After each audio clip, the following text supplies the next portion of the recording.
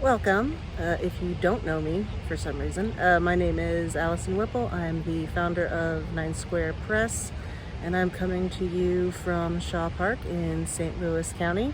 And I did not mean to sound pretentious when I said if you don't know me, but the haiku community is pretty small, so it's hard to imagine someone stumbling on this channel who's interested in haiku who, I haven't at least met online at some point. Anyway, I wanted to, for this channel, do a series about Ginko, G-I-N-K-O, which is a haiku walk. It does sound like Ginko, the tree, but they're not the same spelling or pronunciation. I'll do a video on that further on down the road, but today I wanted to give 3 reasons why, if you've never done a Ginko, aka a haiku walk before, you should. And the first one is to be in community. So I lead quarterly group haiku walks in my neighborhood, and sometimes a couple of my haiku friends from St. Louis show up, but a lot of times it's beginners, and that is also fun because it is a great way to connect with your neighbors if you're learning something new. It's a great way to meet other haiku poets, especially when it's so hard to get together otherwise. And it's just a fun chance to be together. Now, that doesn't mean you can only do a haiku walk in a group setting. On days when I'm not recording on my lunch, I am usually doing a haiku walk on my lunch hour by myself.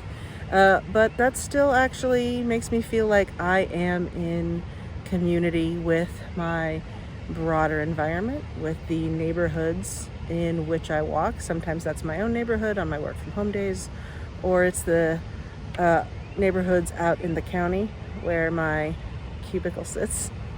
But either way, it's not just about being in community with a small group of people, but feeling yourself as part of a broader community as you walk around. The next reason is to find some new perspectives. A lot of times it's easy to get in a rut with where we write, especially when our lives are really busy. And sometimes those places can feel, they can just, sometimes you need to shake things up, especially if you're maybe feeling a little bit in a rut. So going on a haiku walk, especially if it's to a place that's newer to you, that is a great opportunity to broaden your perspective and maybe just get a fresh jolt of creative burst. But one of the other things doing a haiku walk can do is broaden your perspective seasonally. And so on my group haiku walks quarterly, we have one dedicated route for the year. And I pick one dedicated route for the year so we can observe changes in spring, summer, autumn, and winter. And so when you actually have a familiar route, but you are paying close attention, as a haiku walk requires that you do, you are going to observe those seasons quite a bit differently than if you're just walking through. And finally, the third reason is to hone your observational skills. So one of the things that I really think about is that I don't have to go on a haiku walk and inherently come away with either A, a polished haiku, or B, a haiku at all. Sometimes you just notice a lot of things and that's enough, and that will take you back home with things to think about further or to learn more about. So maybe you see a really cool bird and someone on the group is able to identify the bird for you if you didn't know what the bird was. And then you can go and you're interested in that bird and learning more about it. Or you are able to identify some cool mushrooms or some flowers that you've never seen before, and you realize, oh, these are part of my climate, these are part of my environment, I want to learn more about these. One of the things I do is I actually don't concern myself with writing on my haiku walks that I take regularly. I concern myself with observing something. So today I was walking to this park. First I went to the post office to mail a bunch of books out for Frog Pond book reviews.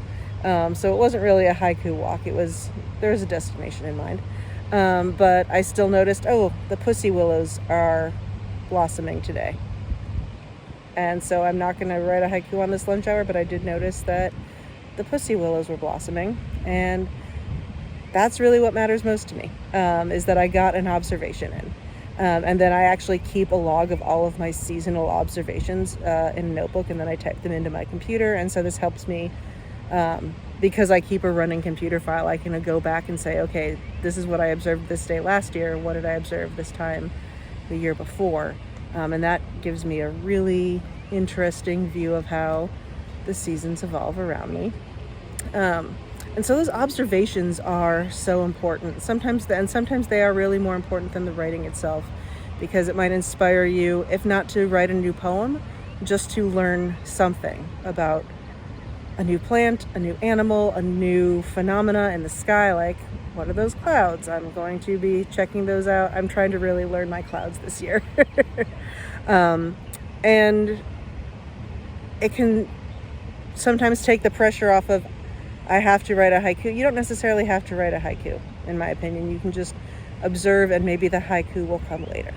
So if you are in the St. Louis area and you have never done a haiku walk before, my next event will be Saturday, April 25th, 2026. At 9:30 a.m. we will meet at the Soulard station. The event is free. We walk for about 90 minutes. And we start at the station, we end at the Soulard Market, and then you make your own way back to the station, but it's a pretty straightforward way back, so you will be fine. You will find details at 9squarepress.com. That is the numeral 9, SQUAREPRESS.com. Of course, I will link below.